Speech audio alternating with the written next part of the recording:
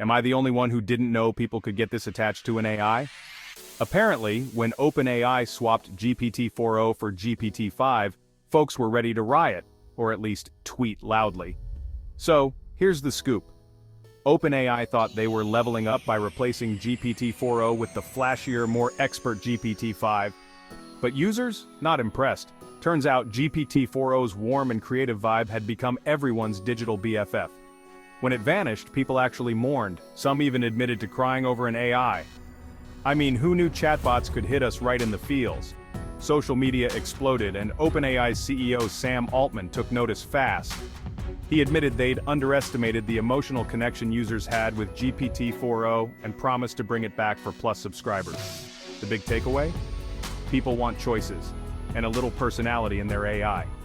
So now, you can pick between the reliable GPT-5 or the lovable GPT-4o. The future of AI, it's all about making it yours.